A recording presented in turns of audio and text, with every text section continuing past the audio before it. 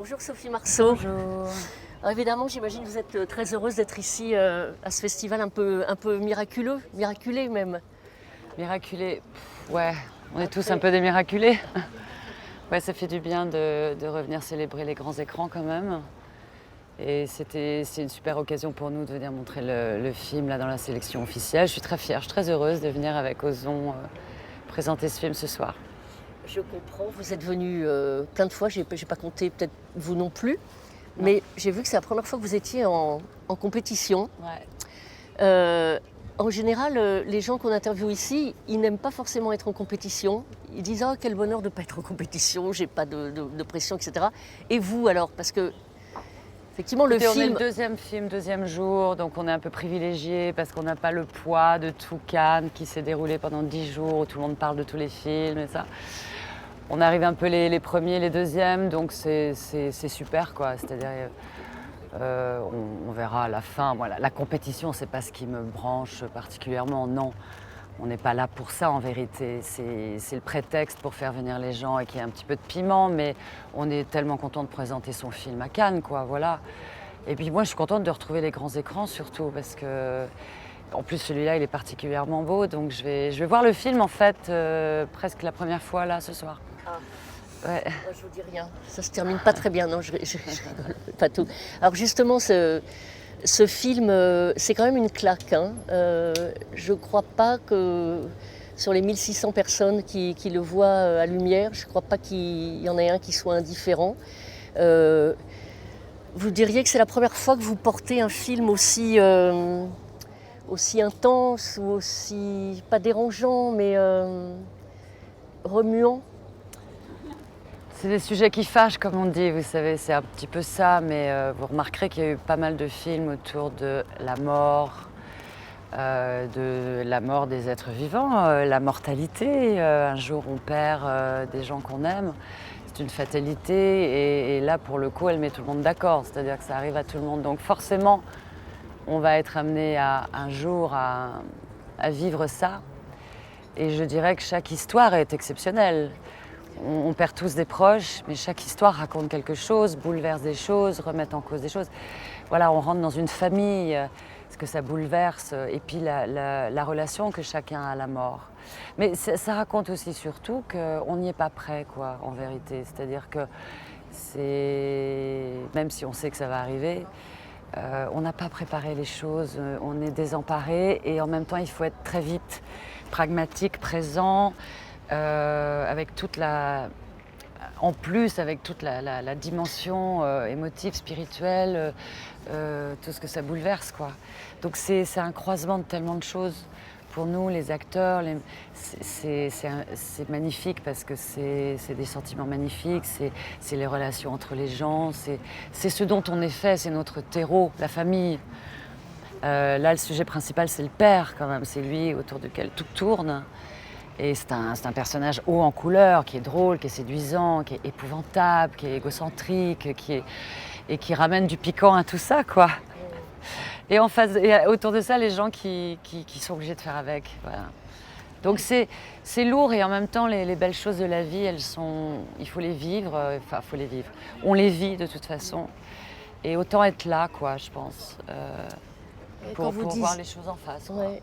Quand vous disiez on n'est pas prêt, c'est marrant, je pensais juste à Axel Kahn, qui a annoncé sa mort, qui a dit que lui, alors il s'était préparé. C'est exceptionnel ce genre de... Enfin, je ne sais pas si vous avez suivi, Ouais. mais c'est exceptionnel ce genre d'attitude, quoi. C'est la sagesse à l'état pur, et 99% des gens ne sont pas dans ce... Non, on est un peu dans le déni, hein, sur pas mal de trucs d'ailleurs. On préfère mettre la poussière sous le tapis.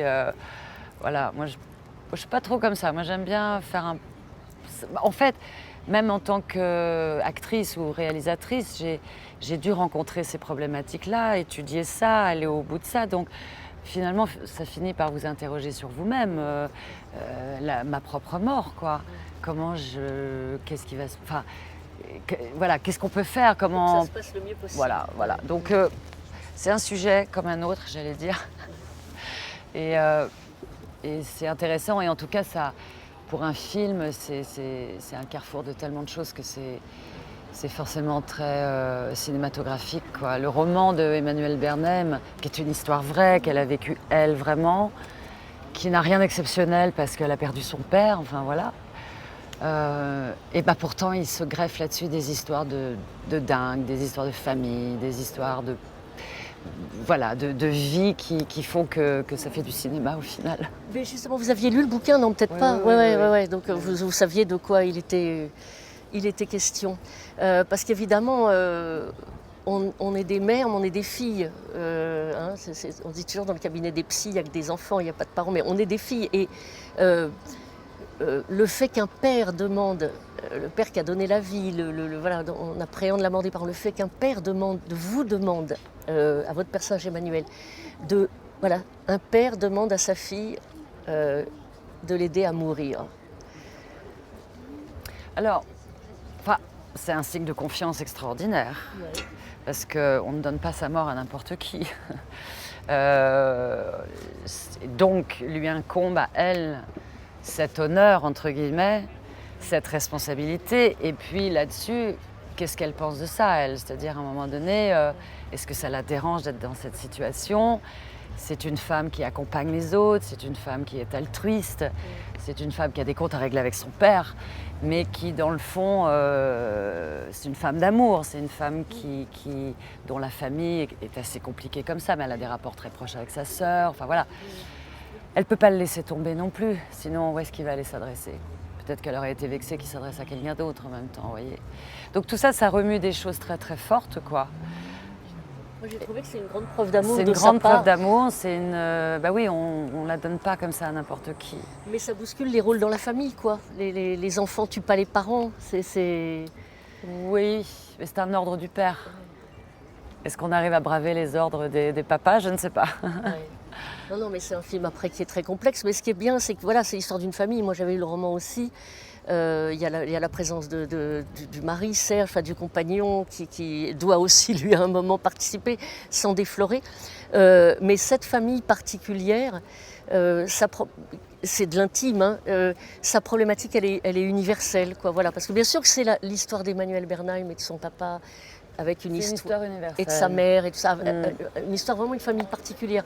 Mais à l'arrivée, on affronte tous la même chose. Ouais. C'est bien, ça nous remet un petit peu à notre état de mortel, et puis ça nous ramène à la famille aussi. Les familles un peu explosées, les familles un peu, on devient adulte soi-même, on crée sa propre famille. Il y a ce lien aussi qui n'est pas détachable en vérité, parce qu'on est fait de ça. C'est beau, moi je trouve que c'est... Finalement, il n'y a que ça qui reste en fait, c'est les échanges, c'est les écoutes, c'est la vision du monde aussi qui peuvent être très différents. Cet homme-là veut se donner la mort, il a décidé lui qui déciderait de sa vie quoi qu'il arrive. C'est un esthète, c'est un homme très libre, très individualiste, donc pas question de laisser la mort décider pour lui, c'est lui qui décide. Donc c'est des personnages forts qui prennent des décisions fortes. C'est pas un film qui prend position. On subit en fait cette histoire, on la subit, mais c'est quand même un geste d'amour, c'est un geste qui nous fait finalement faire une mise à jour de beaucoup de choses. Ces grands événements de la vie qui sont souvent douloureux, ils vous amènent toujours des choses révélatrices, lumineuses, je pense. J'ai deux dernières questions. C'est vrai que ça ne m'étonne pas que François Ozon il se soit emparé de ça, parce que c'est un peu le cinéaste de la liberté des êtres, quoi. Il a souvent fait le portrait, alors il a évolué, hein. Quand on prend sitcom et ça, bon, il a mûri, il a vieilli, bon. Mais c'est vraiment un des cinéastes qui montre des gens libres. Et voilà, il parle de liberté, ce film aussi. C'est vrai. Il parle des grands... Il y a quelque chose de très social, il s'intéresse vraiment au monde dans lequel il vit. Mais à chaque fois, c'est vrai qu'il l'individualise et qu'il le raconte à travers des points de vue qui sortent un peu de la norme, qui déclenchent des trucs différents. Ouais, il est pour ça...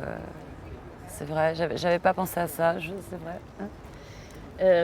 Vous lui avez enfin dit oui, c'est ma dernière question. Vous lui avez enfin dit oui. Et quand on voit finalement vos choix des dernières années, hein, moi je n'ai pas le nez sur les filmographies avec les dates et tout, mais visiblement vous avez pris un peu de recul. Et puis finalement dans vos choix, je ne parle pas en tant que réalisatrice, hein, mais en tant qu'actrice, sont des choses très, très particulières. Voilà, ce sont des visions d'auteurs dans lesquelles bon, il y a eu le film avec Bruel qui a bien marché, mais on dirait que voilà, vous choisissez maintenant des expériences. Le Siverac, ça va être quelque chose aussi, moi je connais l'histoire. Vous choisissez maintenant plus des expériences avec des gens Je sais pas si c'est maintenant, j'ai toujours été un peu curieuse d'univers différents. Moi ce qui m'intéresse, oui, c'est de rencontrer des gens avec des univers très différents. J'aime autant la comédie que le drame, ça fait partie de la vie, tout ça, on peut rire de choses tristes et l'inverse est vrai aussi. Voilà, moi j'ai besoin de qui me raconte l'histoire, comment elle m'est racontée cette histoire. Parce que finalement les histoires, la même histoire racontée par 10 personnes différentes sera 10 films différents. Et j'aime bien le point de vue qui me surprend en tout cas, que je n'ai pas vu, que je n'ai pas rencontré, qui me fait me poser des questions. Là c'est très simple, hein. Moi, on me parle de ce film, je dis oui, bon, bah d'accord, un père qui veut mourir, sa fille l'accompagne, ok, pas big deal, quoi, je veux dire, bon. Et puis je lis le roman, et là, c'est la petite particularité de cette histoire, qui est une histoire vraie, mais chaque histoire vraie est particulière, et c'est ça qui la rend intéressante. C'est justement le petit particulier, le petit truc différent. Et pourquoi ? Parce que les gens ont tous des histoires différentes, il y a toujours des alchimies qui se font d'étranges, quoi. Ça donne toujours un truc différent. Moi, j'aime ça. Et le dernier élément de l'alchimie, ça sera le public. Exactement. Ouais.